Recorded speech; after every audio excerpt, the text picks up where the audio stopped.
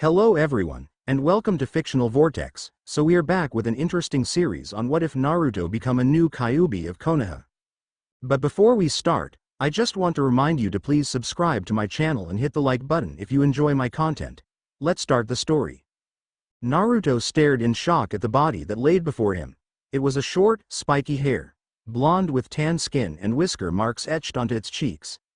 It wore a bright orange jumpsuit and a ninja headband with the Konoha leaf engraved on the plate. A hole ran through its chest where the heart was located. You could see the ground through the hole in the chest. Naruto shook his head in bewilderment.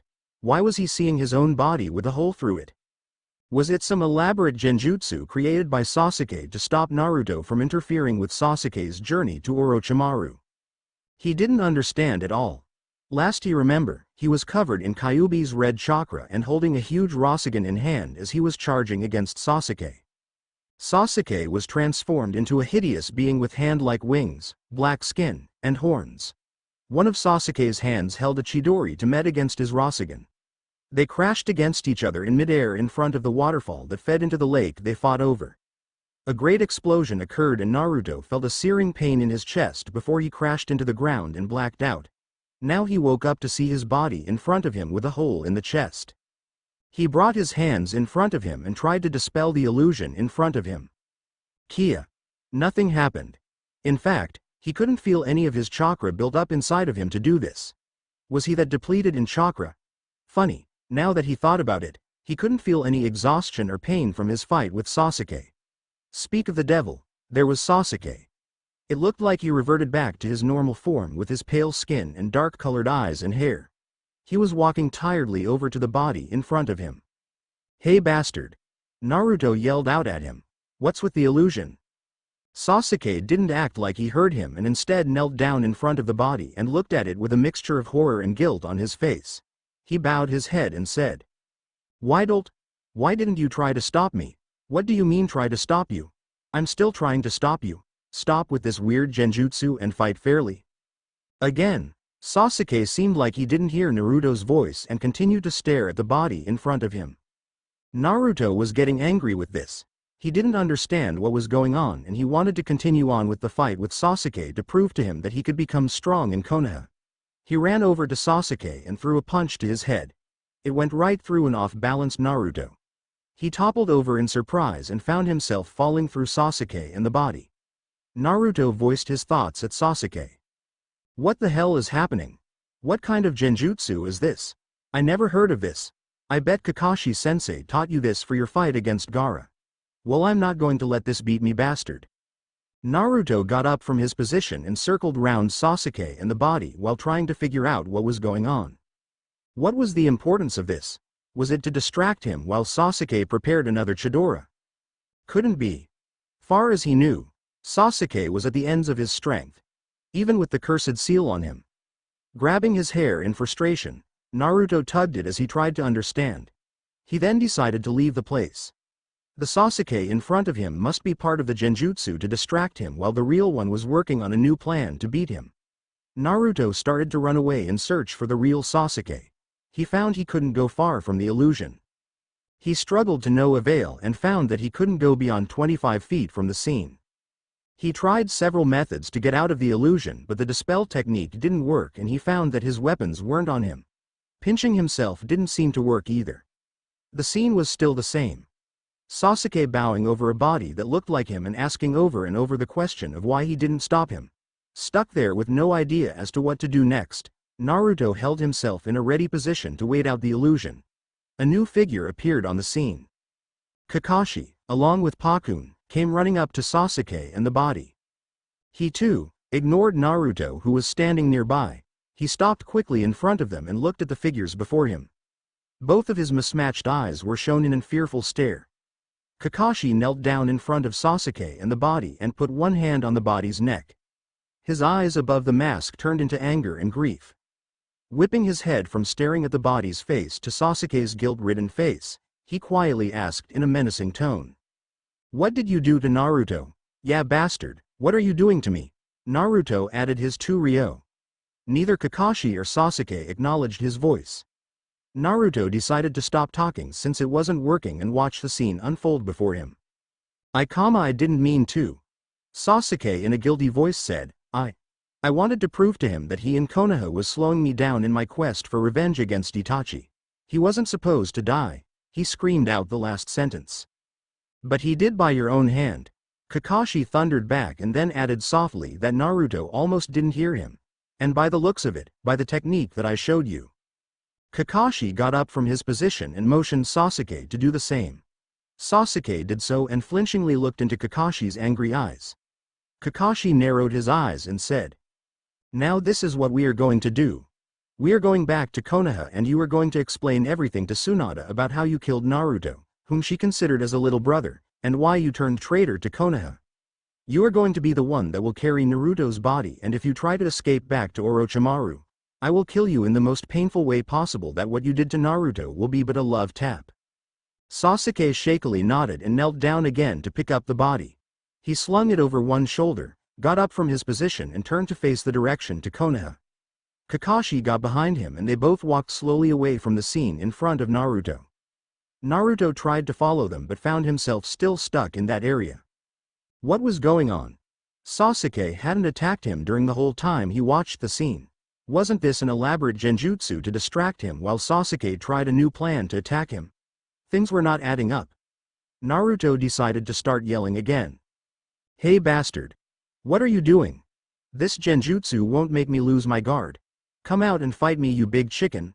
Naruto, in a ready position, scanned the area around him, looking for the real Sasuke. A melancholy voice that he knew wasn't Sasuke spoke up behind. "Man, why is it I always have to be the one who takes care of the ninjas?" Naruto whirled around quickly and looked at his potential attacker. Could this be another one of Orochimaru's goons? The person in front of him was male, wearing a flowing black robe with a hood up. The hood covered the guy's face, but Naruto could swear that he saw two glowing blue eyes. A sword was strapped to his side with a gloved hand clasping the handle. He towered over Naruto and beckoned one of his gloved-covered hands. Gently he said, "Don't worry, Naruto. I'm not here to attack you. In fact, I'm here to explain what's going on. First thing, this is not a genjutsu. What you saw before you is reality. I made you stay near your body so you could understand what happened to you and hopefully have some closure in life." "You mean I'm dead? Sasuke killed me?" Naruto stated in disbelief and asked, "How did this happen?" "Plunged a Chidora right through your heart from the looks of your body." "I know that." Naruto waved his arms at the guy and then crossed his arms in front of him in a thoughtful manner. I guess I should say, why did this happen? Why did Sasuke do this? I thought we were best friends." "I can't answer you that. You're properly escorted to the afterlife." The man answered matter-of-factly with a shrug of his shoulders. "Speaking of which, who the hell are you?" Naruto asked and pointed a finger at the man. "Are you the Grim Reaper or something?" "Yes, matter of fact, I am the Grim Reaper. Name's Martin. I'm here to guide you to the afterlife." Martin stuck his hand out to Naruto. Naruto only stared at the Reaper and wondered why the heck he was named Martin. Shouldn't a Reaper have an awe-inspiring name or one that provoke fear? Unfortunately, he voiced his thoughts. "Why the heck are you named Martin? I thought it would be something, well, grim. This coming from a ninja who's named after fish cakes. Hey, it actually means maelstrom, weirdo. My point being is that the job doesn't necessarily reflect in what my name is." "Arg. Never mind that. What am I going to do now? Sasuke shouldn't get away with this and I can't become Hokage if I'm dead. Is there a chance I could become alive again?" Naruto gave Martin a pleading look. I'll give you all my ramen coupons if you could let me live again." Martin shook his head. "No, look Naruto, what you ask is out of my jurisdiction and power. Upstairs would throw a fit if I try to make you alive. Besides, your body is destroyed enough that if I put you in it, you would die all over again. If you want to come to life again, you have to talk to the administration. Speaking of which, the administration actually wanted to see you before your soul is processed. It's best to not keep them waiting." "What if I don't want to see the administration and instead stay here?" Naruto said surly over the fact that he couldn't come to life again. He started to plan on haunting Sasuke, Orochimaru, and maybe Jiraiya to keep him out of the ladies' bath side. "No can do, kid. The administration wants to see you as soon as you were dead and I always follow orders." Martin prepared himself to draw his sword and added a warning. Naruto, you're dead, so you don't have any chakra to manipulate since you need a body to do that. You also have no strength since, again, you have no body. You couldn't possibly stop me from dragging you from here to the administrator's desk, and I think you might want to come in a more dignified manner. We'll see about that, weirdo. Naruto yelled as he cocked a fist back and ran up to Martin to punch him. Martin drew out his sword quickly and slashed Naruto. In an anticlimactic way, that was all that was needed as Naruto felt himself being sucked into the sword Martin was holding. Naruto could sense things outside the sword and heard Martin mutter, "Kid, I told you that wasn't going to work, and now you're going to meet your maker in an embarrassing way. My sword is designed to contain troublesome souls that refuse to leave this plane." Naruto screamed from the sword. "Let me out.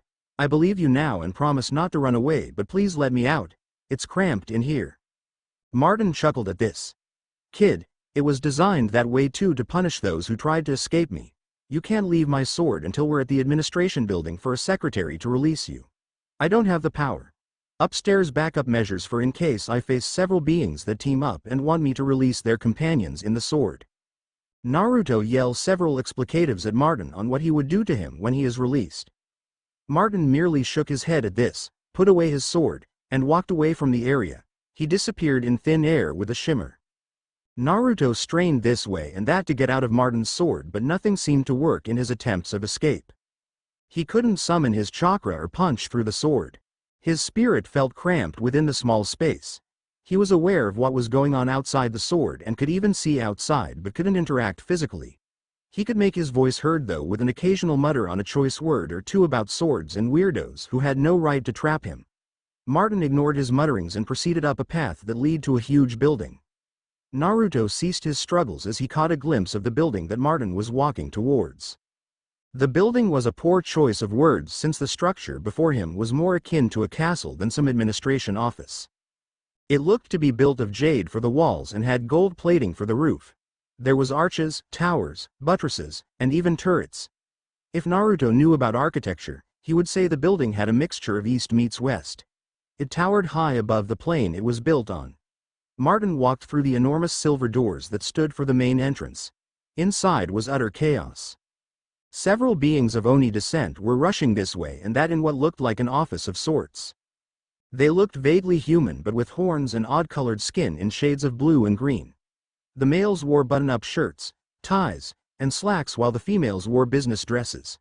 Some were carrying huge stacks of papers while others were busy typing away on computer terminals. Sometimes a voice could be heard yelling at them to hurry up or to get some file. Martin remained calm in all of this and neatly dodged an Oni rushing by. He weaved through it all and came right up to a desk where a female Oni with green skin and blue hair was busy typing away. She wore gold-rimmed glasses and gave Martin a friendly smile as he came up. She stopped typing, straightened up herself and motioned Martin to sit down while saying, "Well, hello there, Martin. It's nice to see you drop by. Are you here for business or for a chat?" "Business, Sherry. I need you to release a spirit from my sword and make sure he doesn't run away. He didn't seem to take it too well with dying," Martin replied as he showed Sherry the sword. Sherry studied the sword before her and made Naruto feel a little embarrassed. How else was he supposed to take death? It didn't feel fair to him that he had to die before he achieved his dream. Also, he really wanted to get back at Sasuke for killing him. Naruto began to plot various ways to escape and get his revenge. Sherry stopped his mental rambling by saying, "This is the one that upstairs wanted to see. He seems to be a little too weak for what they want." "Why that ignorant, no good, hag? How dare she underestimate him? He already had enough of that back home." Naruto voiced his thoughts. "Hey there, hag.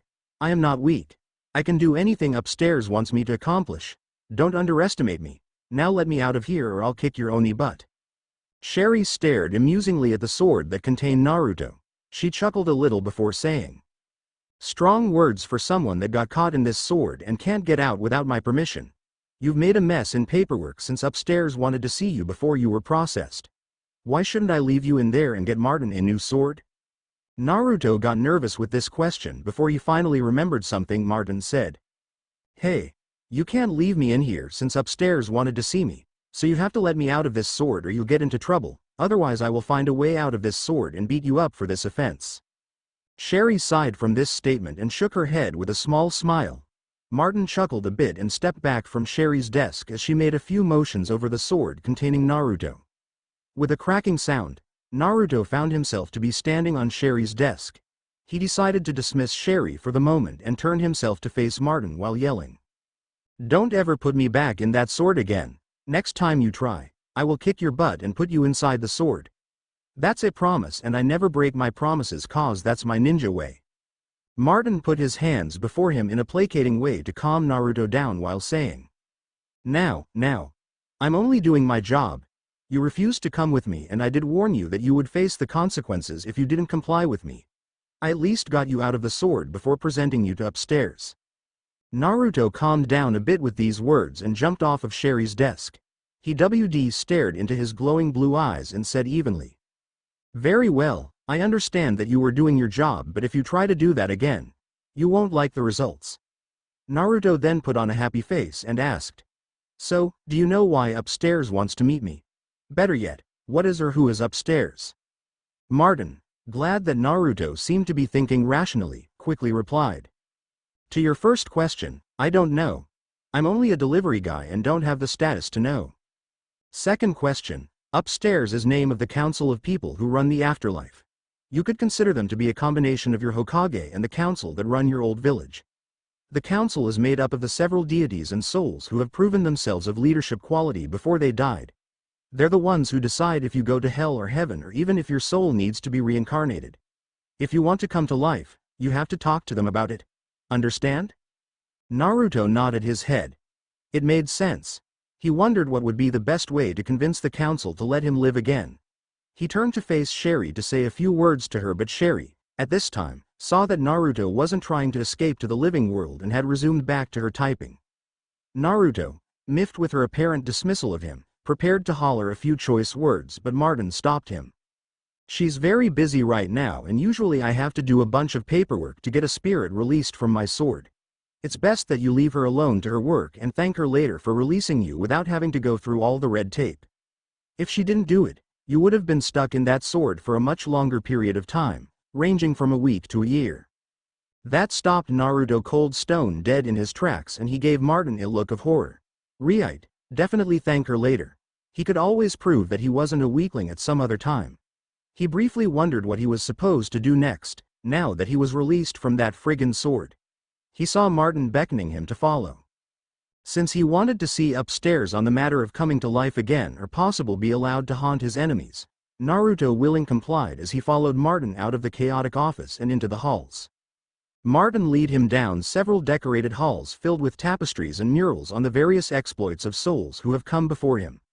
Martin pointed out to Naruto that to get onto the walls, a soul had to do something really magnanimous for the greater good of all. Naruto, right then and there, vowed that if he came to life, he would try his best to do a deed that amounted to such worthiness. He was led up innumerable stairs that continuously climbed higher and higher. Naruto thought that it would never end. Finally, after some fourscore flights of stairs, Martin led Naruto to a long hallway that ended with a Polish door of gold and silver. Somehow, Martin was able to push the doors open to a room that reminded Naruto of the stadium for the Chunin exams. He ushered Naruto in and then left the room, closing the doors behind him. Naruto nervously gazed at the beings in front of him. Various figures sat in the seats above him.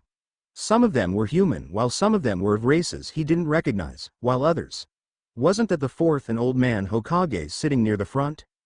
Naruto's eyes opened widely at the sight of two prominent figures in his life. The fourth, who sealed that damn fox in his gut yet admired for his brave deeds, and old man Hokage, who looked after him. A grin lit Naruto's face and he beamed happily as he yelled, "Hey there, old man Hokage. I'm happy to see that there's a face I recognize here. Been a while since I saw you last. It's good to know you aren't in the belly of the death god anymore." The third gave Naruto a small smile around his ever-present pipe but soon turned into a serious face and said, "While I would like to say that it is good to see you too, Naruto, you've been brought here for a serious matter. You have been brought here so that some things could be explained to you and a possible offer." Naruto, ever hopeful, said, "Is that offer that of coming back to life?" Maybe Naruto, But first we need to rid you of that fox entwined with your soul. This confused Naruto a little. The fox was still trapped in his gut? He thought that when he died, so did the Kyuubi, but then again, how come he never saw the fox's spirit after he died? Was he always to remain bound to that accursed spirit forever? Wait a moment there, did he just use the word accursed in a sentence? What was with that? In his old life, he never used such words or grammar, before his mind could totally become off track with that subject. An imposing figure appeared in front of Naruto and stuck his hand into his gut. The man, or should he say thing since he couldn't tell the gender, was covered in markings on every available space of skin showing. He wore a gray robe of sorts and a thick prayer bead necklace around his neck. His face was twisted in a horrifying grimace and bared his fangs for all to see. Horns stuck out of his long mane of white hair and he towered over Naruto in height. Naruto was curious to know how that mon's ridiculously large arms fit into his stomach. Truth be, Naruto felt no pain as the arm entered in, but he was dead, so maybe that's why he doesn't. He could feel the spirit grab onto the fox and pull him out. Now it hurt. He could feel the fox slowly being pulled away from him. It felt like the fox was fighting tooth and nail to stay inside him, which he found odd since he figured the fox would jump at a chance to escape from its cell. Naruto nearly doubled over in pain as the figure before him brought out the fox's head by the scruff of its neck. He could hear the fox screaming to be put back into his cage and that it didn't want to go to hell as more of its body was pulled out of him. Finally, the whole fox spirit was out of him and writhing in the grip of the man. The man nodded his head in acknowledgement to Naruto and disappeared with Kyuubi. The fox's screams were still echoing in the room. Naruto, rather shakily, straightened himself out. His mind was awhirl with questions and confusion on the whole matter and so asked. What the hell is going on? First I find that I'm using words I never used before in ways I've never thought of, and now I find out that the fox was still in me after death. Why is that? What is it you guys want from me? Was it only for the Kyuubi? You said you would explain things to me and I would like the answers now? Please stay calm, Naruto. The third said, placating. Everything will be explained to you. He made a motion and a chair popped right by Naruto. He gestured for him to sit and Naruto did so with an eager look on his face. Finally, some answers. The third adjusted himself in his seat for a more comfortable position and then explained. Now please bear with me, Naruto, for I must explain a few things historically before I can go into why you're here. Keep in mind that what I say does affect you significantly. In the beginning, there has always been two opposing factions, the gods and the demons. They have been fighting each other for years over how the world is run and nearly destroyed this world and universe from that fighting. Neither of them wanted that and so drew up a deal between them. Both of them would not hold any battles on the mortal plane or even appear on the mortal plane. Unfortunately, the mortal plane is in a perfect position to upstage either heaven or hell. Because of this, some of the lower level demons sneak onto the mortal plane and cause havoc everywhere. They would teach humans forbidden arts of raising the dead and how to destroy souls. Destroying souls causes a big imbalance between the afterlife and mortal life and hurts the universe. Heaven stuck to the treaty since they know that if they break treaty, the higher level demons would retaliate and the universe would be destroyed. Heaven decided that to take care of the demons, they would create avatars to work through and help humans in times he summons, and the 9 Biju were created. Now before you ask, the Biju actually started out as good beings and were not demons themselves but high-ranking summons. Various spirits were chosen to become the heads of certain summons and 9 special spirits became the Biji. They also were heads of certain summons. 9 were created as a balance and each Biju had its specialty for different situations. Taknuka was a defensive specialist, Cat was the medical specialist, Turtle was Genjutsu specialist, Shark was a seal specialist, Lion was a Taijutsu specialist, Phoenix was ninjutsu specialist. Dragon was both ninjutsu and genjutsu specialist. Serpent was a combative specialist. And finally Fox was a specialist in all things. Each were used for different situations, but I will focus more on the Fox since his job was to be the assassin for the afterlife. If there was a mortal using forbidden arts that was too strong for regular mortals to kill, then we would send in the Fox. If there was a demon who wouldn't leave the mortal plane, we sent in him.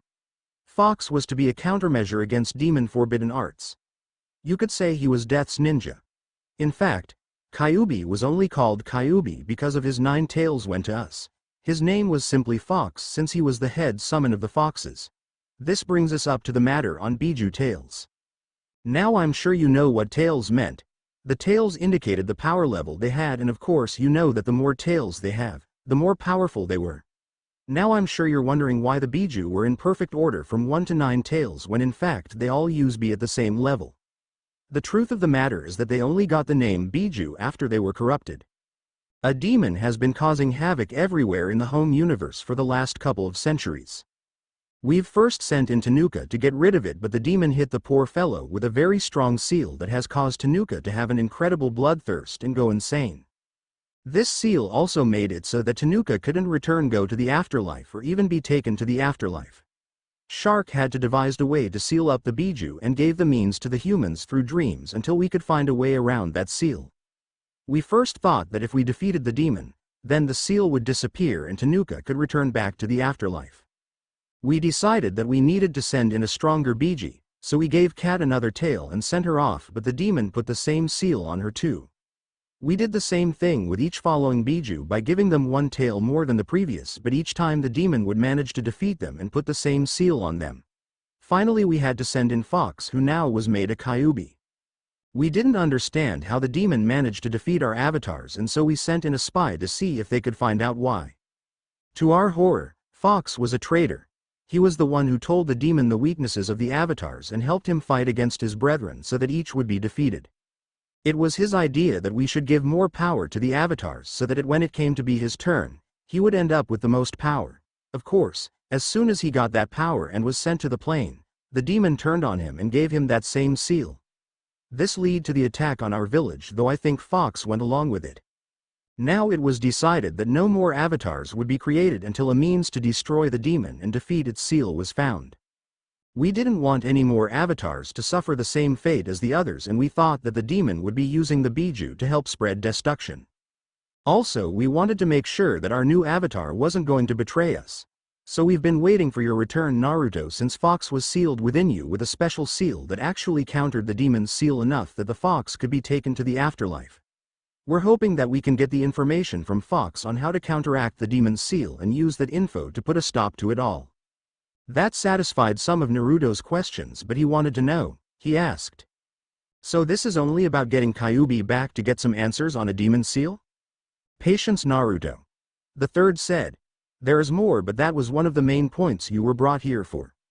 Part of the reason we called you here is that you were not supposed to die, and so no place was ready for you yet." "What?" Naruto yelled and jumped out of his chair. "What do you mean I wasn't supposed to die? I wasn't even trying to get myself killed." "I know that, Naruto, but it brings up an opportunity for yourself if you're willing to take it." "Is this about that offer you were talking about earlier?" Naruto asked eagerly. "Indeed it is. Because you have never turned on the village despite its treatment of you, helped those around you, and for bringing the Fox to use without abusing its powers, it was deemed that you were a perfect candidate to become the next Fox." Naruto opened his mouth in amazement. They wanted to make him the next Fox? Become the next Death's ninja? This was nothing like he was expecting for the offer. He thought it would be to come to life again. This was even better. He would become powerful and know some kick-butt jutsu. "Take that, Sasuke." Naruto started to do a celebratory song and impromptu dance along with it. The third let it go for a while but then tried to stop Naruto to say a few things. "Naruto, there is some more things to talk about." Naruto kept dancing and singing a second verse on being the new Fox. Naruto said in a warning tone. He still kept going. The third got fed up and threw his pipe accurately at Naruto's head. "Ow! What was that for?" Naruto yelled while rubbing his noggin. How the heck did he felt that when he's dead and has no body? "Pay attention, Naruto. There is still more to discuss before we sent you on your way," the third said as he motioned Naruto to sit back down again on the chair. Naruto huffed a little on the third's killjoy attitude on his celebration. He sat down and crossed his arms in front of him. The third ignored him and continued on. "Now, just as I said, you've been considered to become the next Fox. Let me elaborate on what's going to happen to you if you accept this position so you know fully what you are getting yourself into." The third looked at Naruto carefully as he said this, like he was gauging Naruto's attentiveness. Naruto quickly nodded his head to the third to go on. "If you accept this position, You will automatically become the head fox for the fox summons. You would be in charge of who signs the summons contract and whether or not the foxes would follow that signer's orders. Right now, you would be the only fox summons there is, since all foxes who were under the previous Kyuubi were released from the contract to make sure that none of them would help him. Things will be explained later to you when you're older on how to add foxes to the summons contract. You will not automatically get all 9 tails worth of power. In fact, you will receive only 1 tail. To get more tails, you will have to undergo a series of tests and missions to prove your worth and loyalty to the afterlife. We do want you to take out that demon in your homeworld, but right now it is decided that you would have to go through several tests, training, and missions before we let you do that job. We want you to have a lot of experience before taking on that demon, so it was decided that your training take place in other dimensions to get plenty of experience. You will actually not see your home dimension for many years while doing all of this. I am forewarning you that these tests, training, and missions will take several years, maybe even centuries to accomplish before we feel you're ready for that. You are to be loyal to us foremost in missions. Occasionally, it is expected that in your undercover work you will have to have loyalties to other people. An example would be that we sent you to the Konoha. You would be loyal with that village, but it is expected that you answer to us so that if there is conflict between ours comes first. Any questions, Naruto? Yeah, I've got one. What about Orochimaru? Naruto asked. What do you mean? The third asked, puzzled with that out of the blue question. Naruto explained. You said that training and such would take several years and in other dimensions, and I wanted to know what was going to happen to Orochimaru since he is practicing forbidden arts that you said that destroyed souls and cause a huge problem in balancing the afterlife with the mortal plane. Isn't it going to be my job to take care of him, and if I'm away, won't he continue to practice such arts and making the imbalance worse? The third was impressed with Naruto's forethought on that matter and smiled at the boy's eagerness to start on the job. He replied. Do not worry about that, Naruto. What we plan on doing is to slow down the time rate on that dimension so that you could be gone for a century and only a year will pass by in your home dimension. We have taken that in account when we decided that you have to go through training and missions before confronting the demon. Naruto sighed in relief over that. His friends and precious people will not grow old and die before he came home after gaining the necessary power to do his job. He hoped that it wouldn't take too long in finishing up the requirements before returning home. Another thought popped in his head and he said curiously. I've got another one, old man, if you don't mind. Why is it that I'm thinking and talking smarter? I find myself using words and grammar that I have never used previously in life. The third gave a chuckle on that and said, that is all right, Naruto, but this will have to be the last question. Why you are finding yourself to be more sophisticated is that you are not burdened with a brain anymore. The mind and the brain are two separate things that work together in adjusting to new ideas, accepting, or coming up with new ideas. The brain was used as a focus point for your mind and maintain the body functions. The brain in your old body didn't align well with your mind, and so you couldn't focus enough on some matters to get the right ideas through or accepting some. Only when something seemed to really matter to you did your mind and brain work together. That is why you find yourself doing stupid things. Naruto thought that over. It did explain with some of his more dumber ideas and why he had a hard time understanding some concepts. He knew he wasn't an idiot. Before he could continue on with his musings, the third continued on by asking. Though it is easy to see what your answer is going to be, we still must have it down in record by asking you, Naruto. Will you be willing to become the next fox and take up his duties and undergo the training? Naruto thought for a moment. Become the head summons for foxes? Take out Orochimaru? Fight demons? Get special training to do it all? What did the third take him for? Of course he would do it, Naruto replied. You know me, old man. My answer is yes. The third smiled at this and stood up from his position. He suddenly appeared in front of Naruto and laid a hand on his head and said. Then by the power invested in me by upstairs, I welcome you, Naruto Kitsune, our new head of Fox Summons and Death's Ninja. The stars twinkled brightly in the summer night over Konoha. The moon shone vibrantly in the fullness of it. Civilians were sleeping uneasily in bed. The shinobi on duty were doing their patrols and kept a wary eye out for intruders. Ever since the first invasion done in the Chunin exam, Sound has been constantly doing probes in Konoha's defenses and an occasional strike on the outer villages in Fire Country. Sound had allied itself with the Stone and Mist villages while Konoha had allies only with the Wind village. The war between Konoha and Sound was at a standstill for now. Neither side could gain an upper hand against the other. Basically it was a cold war for now, but it could break out any moment into full-fledged war. Everyone was on edge and kept their guard up at all times. They made sure to watch the walls surrounding the village, but none kept an eye out for the Hokage monument to see the strange shimmering that appeared on top of the fort's head. The air looked like it merged with water and shimmered eerily. A ripple made its appearance in the middle of it. A clawed-tipped hand clad in a fingerless glove with metal backing came from the middle of the ripple that was followed by an arm covered in a long, black sleeve with flame pattern on the cuffs. The arm and sleeve was connected to a tall, muscular figure that was wearing a long black trench coat with flame pattern on the bottom. An orange muscle shirt was seen in the opening of the trench coat. The shirt was tucked into a pair of loose, black pants that were tucked into a pair of black boots. The figure walked completely out of the shimmer, which promptly disappeared. The fullness of the moon showed a shock of spiky, long, blonde hair held back with a black forehead protector with the dull metal plating having the kanji for death etched on it. The hair spiked over to slightly covered a face that looked very similar to the fourth's face, but with the addition of 3 lines etched onto each cheek. Cerulean blue eyes with slitted pupils gazed happily at the village below them. They were eyes that seen a lot of years but still kept their inner mirth. A smile quirked up to show well-defined canines. Orange fox-like ears peeked above his hair, twitched back and forth as they listened for any unexpected patrol. 9 orange tails with white tips poked through a hole in his coat swished gentle behind him. Naruto was back. If his old comrades and friends saw him now, they would be very shocked at the sight of him, since he had the air of danger and wisdom about him. He knew he had changed a lot over the years since he was gone. The different clothes and the fact he wasn't screaming out his joy of being back being some changes. While it may have been 7 years that passed in this dimension, Naruto had experienced close to a millennium worth of years. He wondered how much his precious people have changed. It couldn't have been as much as he has. Speaking of change, boy has he changed since he died.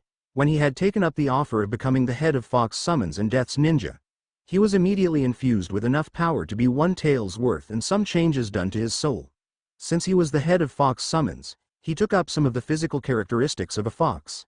Hence the fox ears, slitted pupils, and tails to name a few. To interact with both the afterlife and the mortal plane, he was given a special body that had some special powers of shape shifting into any person he saw, but it had its limits. He could only shift into humans and foxes. The human form could only be maintained for only 20 hours before shifting back into his original form. This was done to make sure he would not abuse his powers too much, or if in case he went rogue, he could still be tracked down. His new body also was almost nigh indestructible, with fast healing abilities, fast reflexes, and great strength when channeling his powers. He seemed invincible, but he knew well enough that there were beings out there that could pummel him easily, even though he was built to take out real demons and not crazy high-level summons. If for some reason his body was destroyed, upstairs could easily build him another one and send on his merry way. It had happened a couple times, and Naruto learned quick that even though he had connections in the afterlife, death was still painful and a hassle, since he had to deal with all the paperwork to get another body, and it took money out of his paycheck. His recollection of changes was interrupted by another shimmer in the air as his messenger, examiner from the afterlife, came out. Known as Machiko, she was in charge of carrying messages between upstairs and Naruto. She was also in charge of the testing of Naruto in gaining his tails and made sure that he stayed loyal to the afterlife. She had green hair, pale skin, and wore a scarlet kimono with carried a clipboard with some papers on it. A pen in hand, she looked down at the clipboard and made some marks on it. Naruto gave her a quiet greeting. "Yo, Machiko. What's the orders from upstairs? They didn't exactly tell me what I'm to do in my home plane, but I assume it has to do with Orochimaru and that loose demon." Not looking up from the clipboard, she replied. "For now they want you to deal with Orochimaru and get married." "What, again?" Naruto's tails twitched in agitation on the last part. "You know full well why you must get married," she answered calmly. "Yeah, I know." He grumbled as he remembered the first time he was ordered to get married.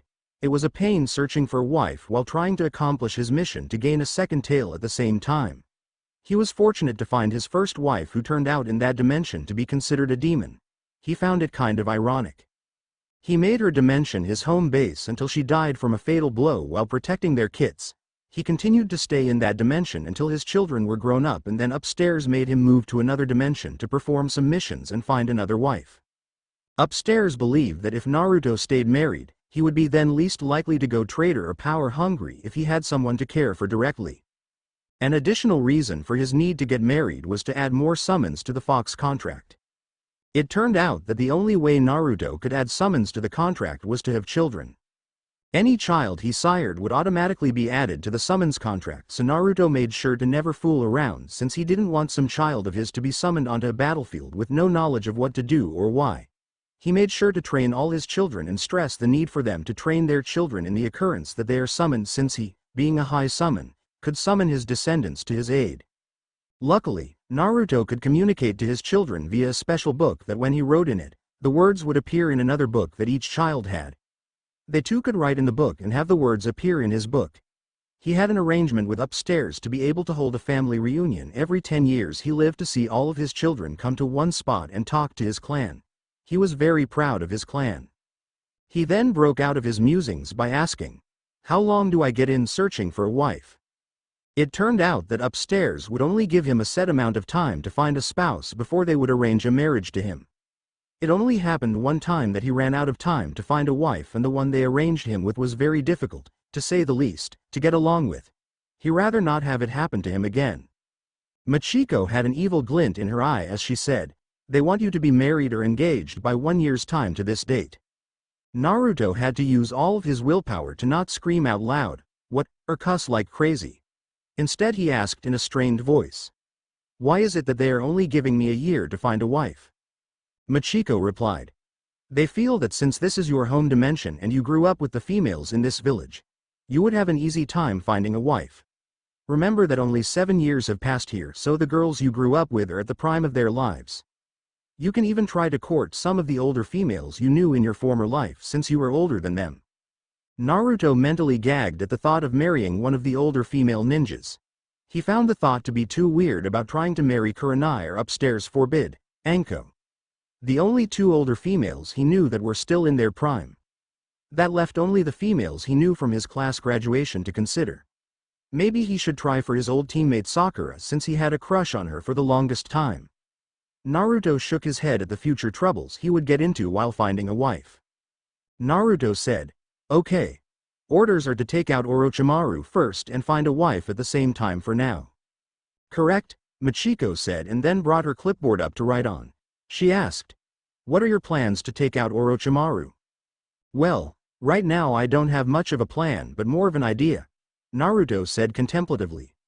"I need to find a few things first, so I figure I will check out Konoha to see what has changed over the years for a week and formulate a plan based on what I see and hear." "Will I be allowed to reveal myself to Konoha?" he asked hopefully. "For now, no," Machiko replied sadly. "Upstairs wants you to work in the shadows until we get an idea on where the demon is located or Orochimaru is dealt with." "Could I have sightings of my younger self, since I wanted to test out the defenses of Konoha and I figure a little physiological warfare would help in the testing?" Naruto gave her the dreaded puppy eye look as he said this. Machiko gave a small grin. "Sightings of your younger self will be okay if you make sure not to show your older self. In fact, it would be encouraged for you to show your kitsune side during the testing, since this could draw out the demon from hiding." Her face then brightened up in thought and said, "You could make them think that you merged with the former Kyuubi and just now have returned from the dead after learning how to mold a body for yourself, since this works with the local legends they have on the Biju. You could tell them about learning from a village formed by ninja who have died to explain the forehead protector you're wearing. You can also tell them that you are the head of the Fox contract. Just remember to not talk to them about who you really work for or why you are there, and especially don't talk about upstairs." Naruto grinned at the ideas from Machiko.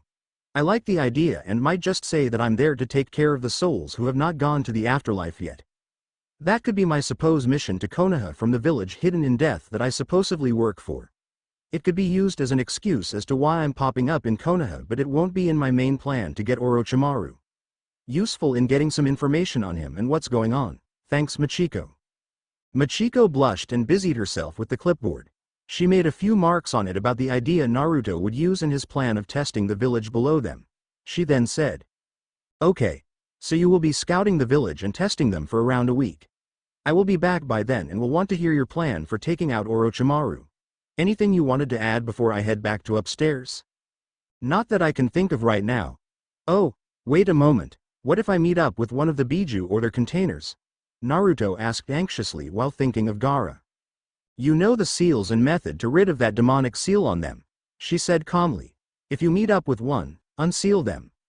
Make sure that you don't unintentionally kill the containers unless it is for a very good reason. Well, I have to go now. See you in a week, Naruto, and don't get into too much trouble. Sure thing. Naruto said happily and waved goodbye as Machiko stepped into a distortion in the air and disappeared. His face broke into a mischievous grin as he gazed down at the village below him. Watch out, Konoha, he whispered to himself. Prank King Naruto is back. Naruto grinned eagerly while sitting on top of the Hokage tower as he anticipated dawn. After Machiko had left, he had immediately made a bunch of shadow clones to check out the village, prepare a few pranks to start with, and to watch out for the night patrol. He planned to do a few pranks for a couple days and then for the rest of the week he would sit back and watch how they would solve the pranking. He decided he would deliberately show a younger version of himself, minus foxy appendages of course, to people he knew in his former life. To make it even more interesting, he would place a weak henge over his fox features to see if anyone would notice and dispel the henge. If they dispel it, they would see the kitsune part of him and have to figure out what the connection is between the two, the kitsune features, and the pranking. His planning was disrupted by a clone approaching him to give a map of the village and where the patrols took place. Not much had changed physically in the village except that Granny Tsunada's youthful face was added to the Hokage monument and the ramen stand he used to visit in his previous life had grown into a full-fledged restaurant. The Ninja Academy was still the same and he found it surprising that there wasn't that many guards patrolling inside Konoha but instead focused on the outer areas of the hidden village. He brought out a little pocketbook from the inside pocket of his trench coat and jotted down a few notes on the security of the village. Shaking his head at the inadequacy of it, he closed the book and tucked it back into his coat's pocket. He got up from his position and carefully walked down the sides of the wall to the ledge that was underneath the Hokage's mission office window. Checking his surroundings carefully, both chakra senses and physical senses, he then hanged himself to look like a small native bird and hopped onto the windowsill. He positioned himself to be able to look into the mission assignment office and watch the Hokage monument at the same time. He then waited for Tsunade to arrive so he could unveil one of his greatest pranks ever, the painting of the monument. He decided to do that one first to see if anyone would notice the fog he had set up to cover the monument. He was glad that Zabuza had no hard feelings and was willing to teach him the jutsu in the afterlife. This would test his village's ability to notice things and to see how they would go about solving the mystery of the vandalism. Plus he wanted to do it since it was so cool and was one of the last great pranks he pulled in his previous life. Might as well announce himself with something he was well known for. The sun rose steadily into the sky and finally Tsunade arrived at her office at around 7 in the morning. Naruto watched quietly as she walked in. She looked so tired and worn. She still had her genjutsu on but it looked like she was now into her early 30s instead of 20s. She still wore the same kind of clothes that she wore when he first met her. Tsunade shuffled in slowly and sat down in the chair with a sigh. Shizune was following after her, carrying a stack of papers. Some Chunin that he didn't recognize was also following her and carried a stack of papers too. They arranged the papers and some scrolls on the desk for what looked to be mission assignments. While Naruto was not happy about how Tsunade was looking, he grinned over the idea of how she would act as soon as she saw the new decorations on the Hokage monument.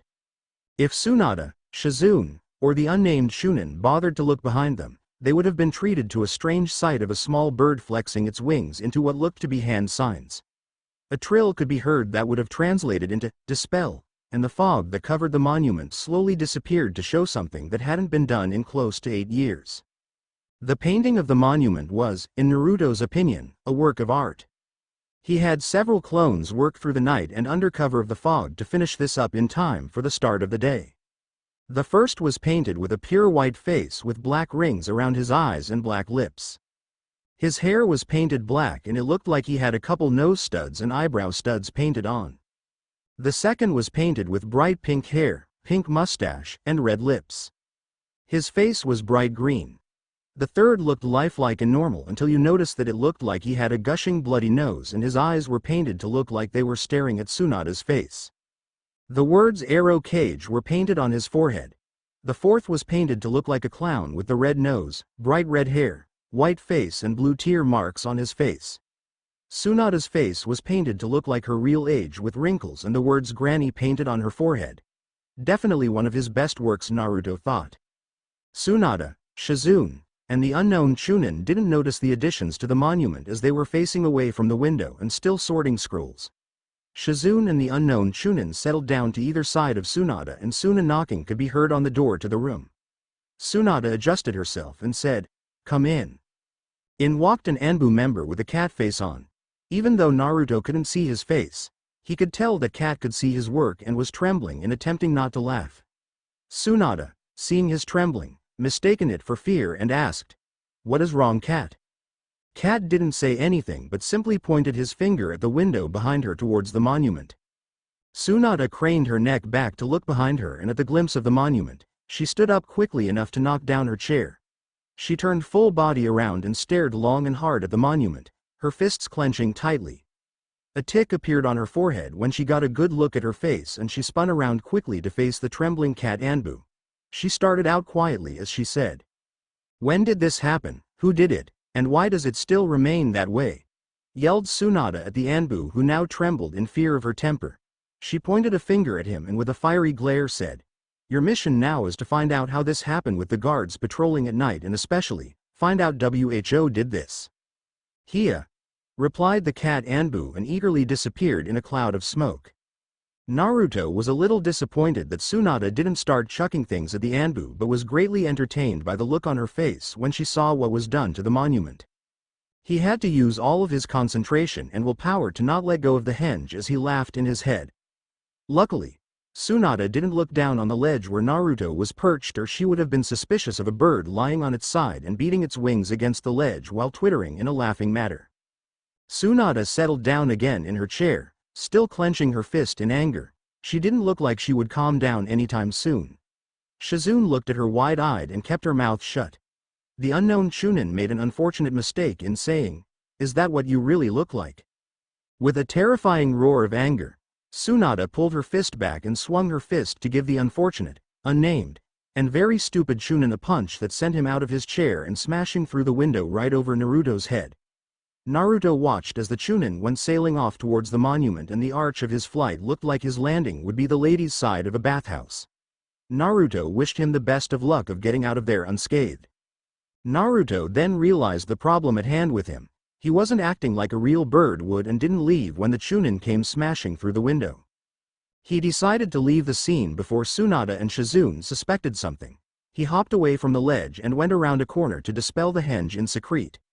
It was a pity he couldn't stay longer to see how Tsunada was going to be for the rest of the day. Naruto then got a bright idea and quickly made a clone of himself and hanged it into a different kind of bird to hang around the office window. Orders given. The bird quickly hopped around the corner to continue on in observing Tsunada. Naruto had then shifted his body to take the shape of Genin-aged Naruto. He lightly placed a henge on his fox features to make them disappear and hanged his clothes to look like his old orange jumpsuit. This would definitely make him recognizable to anyone of his class age. He was kind of happy to be in his old jumpsuit since he loved the color orange dearly. The only reason why his clothes have less orange on him is his first wife forcible beat into him that a good ninja wears dark clothes if he wants to be stealthy. He did cheat by adding the flames and the orange shirt since he thought he looked good like that since wives 2 through 9 never complained about it. He thus reminiscing too much and quickly hopped over to the academy in an orange blur. In the night he had his clones break into the school to set up some pranks on his old teacher Iruka. It wasn't part of the testing but he thought it would be pure fun to see the look on Iruka's face when the pranks were unleashed. To his pure luck, one of his clones in the exploration of the village found out that Jiraiya was staying in the village right now. He had the clone pilfer a manuscript of an unreleased Icha techniques from Jiraiya's pack when Jiraiya was busy in the red light district. The clone then hid the book in the academy and placed a genjutsu on the book cover to make it look like Iruka's edition of the textbook.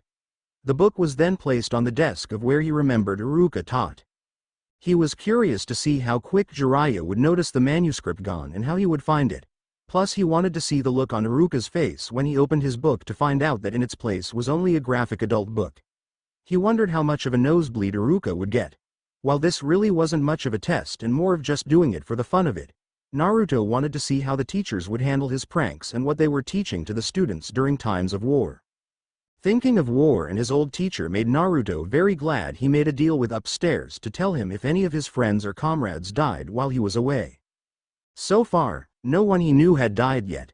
He looked forward to seeing how much everyone changed over the years. This brought many questions to mind. Did Sakura get prettier?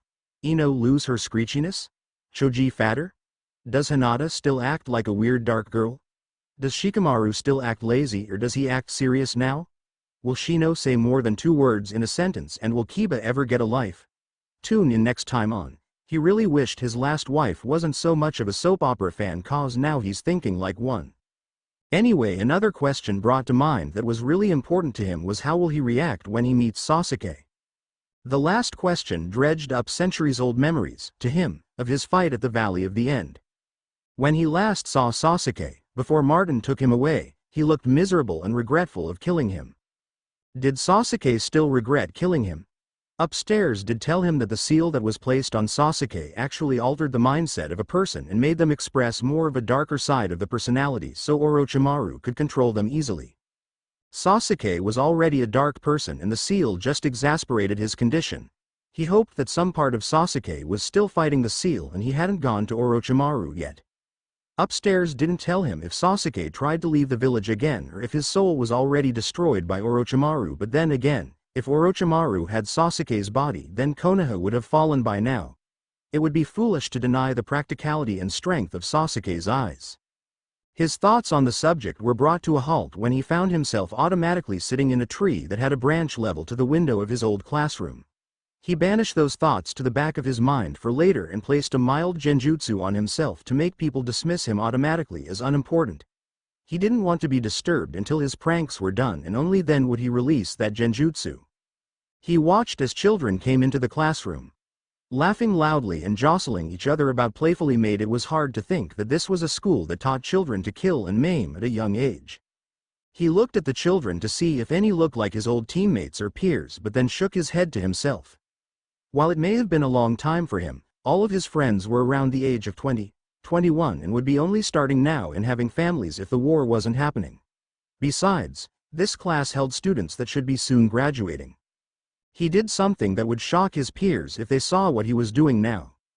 Waiting patiently and quietly for his prey, beloved teacher to come. The sound of footsteps could be heard from the hallway and all the students quickly sat down.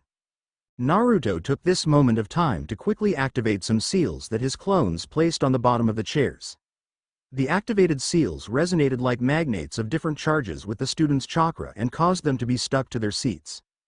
The effect would last between a half hour to an hour depending on how much chakra the student has. None of the students had tried yet to get up from their seat. The steps got louder and the door to the room slid open to reveal someone that wasn't Iruka, but Konohamaru.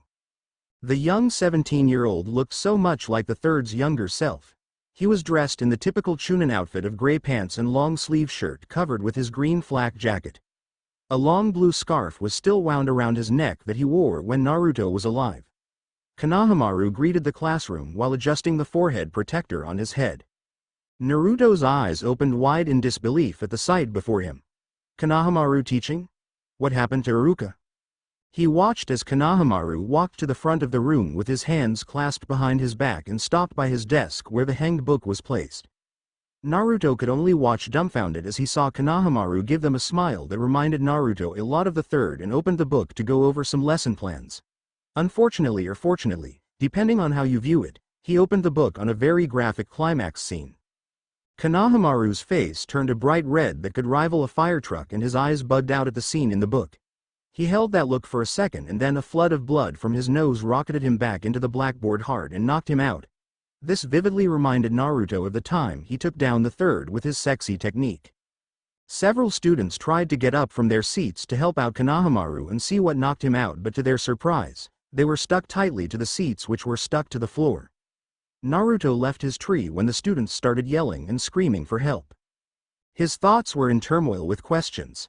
What happened to Iruka? Why was Konohamaru teaching in his place? Did Iruka get some sort of crippling wound in a mission and forced to retire? Wait, it could be a simple matter of Iruka teaching in another classroom. Naruto took off to the front entrance of the academy and entered with his genjutsu still on.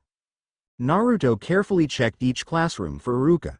He watched as chaos erupted as his pranks were triggered. Mayhem abounded everywhere and teachers had difficulty in keeping order as some found themselves sticking to their seats or experienced bright orange paint bombs going off in front of them. Girls screeched in one class as it looked like the Aburame clan had stored all their bugs there. Class after class was checked but no Iruka was found. He stopped at one last classroom to look for Iruka. He carefully opened the door to see another room in disorder. Some students were stuck to their seats while others found themselves treated to buckets of swamp water dumped on them. A bad smell could be found drifting around the teacher's desk. Naruto frowned to himself. There should have been an illusion of spiders coming from the ceiling. The teacher must have dispelled it. He looked around to find the teacher only to hear a voice coming from behind him. Last time I agreed to be a substitute teacher. The voice sounded annoyed, feminine, and vaguely familiar. A small "huh" escaped the voice's lips and said, "So you're the one who did this. No one else would be wearing a genjutsu like you are doing right now." The voice ended with the edges of fury on it. Naruto turned himself around to find Ino staring at him. Ino had grown up to be a very beautiful woman. Her platinum blonde hair had grown to her waist and she wore an outfit that composed of a tight purple tank top and mini skirt which showed off her figure nicely. Bridge-perfect sculpted arms and fishnet stockings covered her long legs. Shin guards melded into her ninja sandals. The whole look, Naruto thought, was very sexy and made Ino a total babe.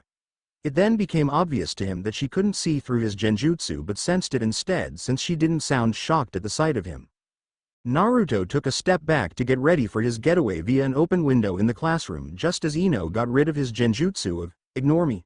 She gasped at the sight of a person thought long dead and stepped back in her surprise. Naruto gave her a cheeky greeting. "Looking good, Ino. Perhaps a date sometime later," and got out of the room quickly while laughing at the look on Ino's face. He made it out of the classroom just in time to hear Ino scream, "Get back here, you imposter." Naruto quickly exited the premise by teleporting and shifted his form into that of middle-aged civilian. He hanged his clothes to be plain and walked away slowly from the Ninja Academy's ground entrance to avoid suspicion. He luckily teleported himself before Ino jumped out of the window to chase him. Two thoughts were running in his head. What happened to Iruka? And, man, was Ino hot? Naruto walked down the street in automatic as his mind churned with confusion. What had happened to Iruka? Iruka loved to teach and he never thought he would see the day that his favorite teacher quit teaching. There was no other explanation for it since he couldn't see another reason for Iruka not to be at the academy. But what caused him to quit teaching? Was it his own death that prompted the Chunin to go do something else? Or was it something much worse such as a crippling wound that made him unable to continue teaching? It worried him much. He thought of possible ways of where Iruka could be now. He knew for sure that Iruka wasn't dead since upstairs would have informed him. Perhaps the Chunin moved up in ranks and now works as a Junin instructor. It would fit his teaching persona. If that was it, why didn't he see him at the Hokage's mission office to receive a mission? Well, it was pretty early in the morning despite Iruka's thing for being on time. He could have just missed Iruka coming in as he left the building. If he didn't find anything today on Iruka, he could simply break into the Hokage's office tonight to find the needed information.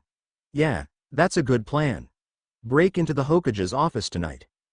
Naruto pulled out his notebook and jotted down the plan. This could also work on seeing the security inside the building, though he didn't think it would be much since even during his life he could break into the office during his own genin exam. Setting the plan aside for now, Naruto continued down the street and watched the villagers. He could definitely tell that the village was undergoing war from the looks on everyone's faces.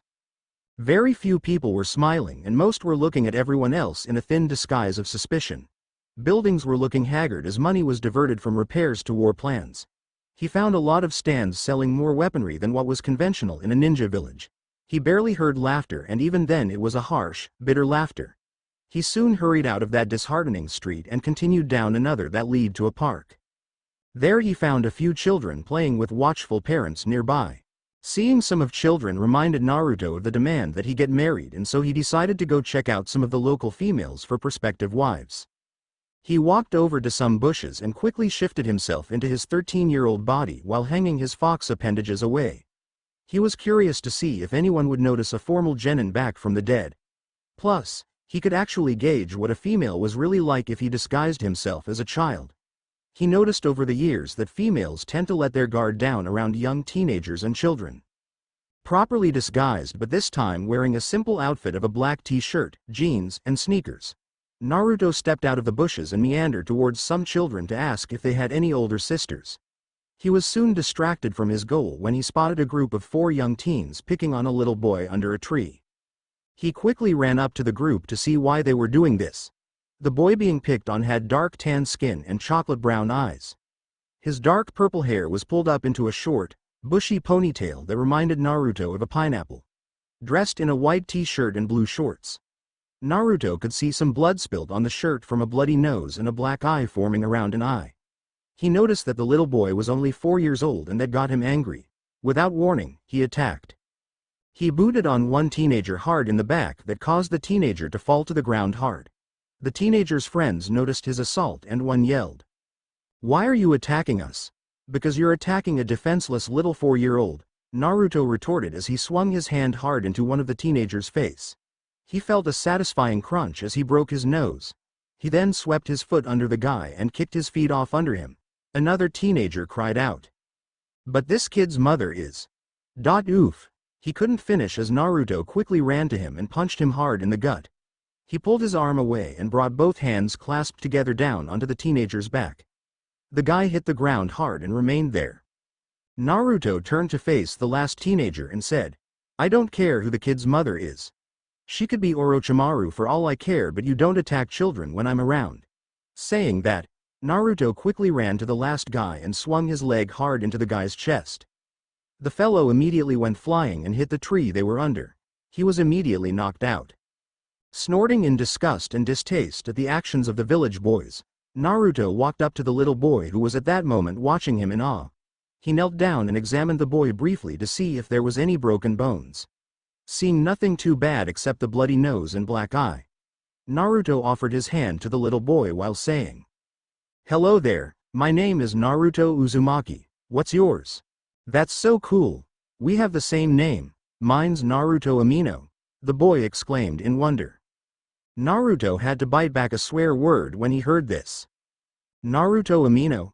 Wasn't Amino the last name of Iruka? This would mean that he just saved his teacher's kid unwittingly? When did Iruka get married? Cause he seriously didn't remember Iruka seeing anyone when he was alive. The fact that the kid was only 4 years old meant that Iruka had him 3 years after his death. Why did Iruka name his kid after him? Did Iruka love him that much as son or little brother? He always did see Iruka as an elder brother looking out for him. It cheered Naruto immensely to find out that someone in the village definitely missed him when he died. Now to the question at hand, who did Iruka marry that would cause a stir among the villagers to hate his son? He smiled at Iruka's son and helped the boy up. He asked, "Who's your mom, kid?" "She's mom."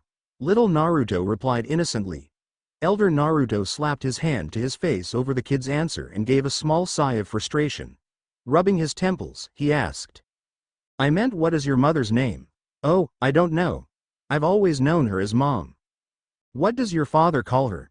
"Well," little Naruto thought with his face scrunched up cutely, "I always hear Dad call her dear or honey." This is getting me nowhere, Elder Naruto thought to himself. He dug through his pockets to bring out a cloth and started to wipe some of the younger Naruto's blood of his face. A part of him kicked himself in knowing so few of healing arts since his body regenerated very fast. He kind of wished that he took up on the offers of healing arts from his third wife back then so he could heal Iruka's child's black eye. Cleaning the last of the blood of the child's face, who oddly stayed still as he did so, he stuck the cloth back in his pocket for later and turned around to Ofo the kid. "Hop on, kid. I'll take you to your mother, she must be worried about you." "Thanks, Naruto," he chirped as he climbed aboard the Elder Naruto's back. After he was on top of Elder Naruto's shoulders, Uzumaki stood up and started to walk away from the scene with Amino. Uzumaki decided to forego questioning Amino about his mother since the child didn't seem to know anything at all. He could probably get his answers by simply returning him to his mother. He asked. Where did you last see your mother? I last saw her near the sandbox. She was letting me be by myself for a few minutes while she went to get a snack. The bullies came after me as soon as she left out of sight. No one tried to stop them, he finished glumly. Hey, don't be sad. Uzumaki tried to cheer him up.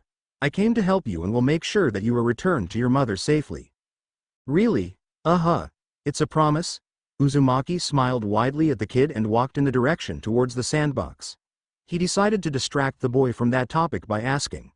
So what are you going to be when you grow up? I want to be a great ninja like Mom and Dad, Amino cried out happily. Oh, is that so? Well, I certainly believe you can do it if your father is who I think he is. You know my dad? Is his name Maruka? Yup, that's his name. How did you know him?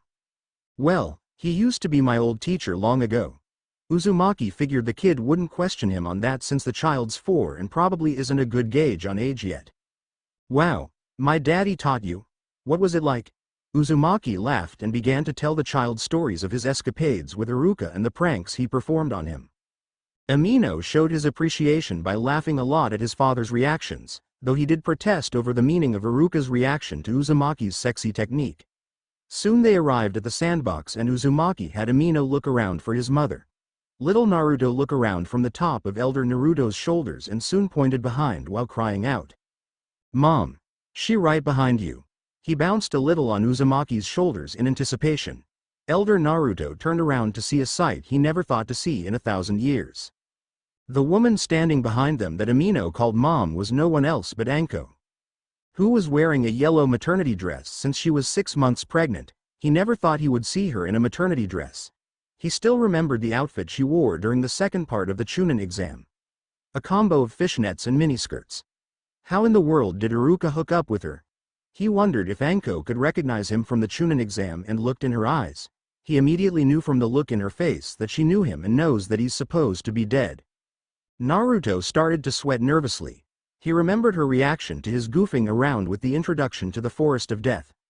Pregnant or not, she was still a ninja and could very well try to kill him for holding her son.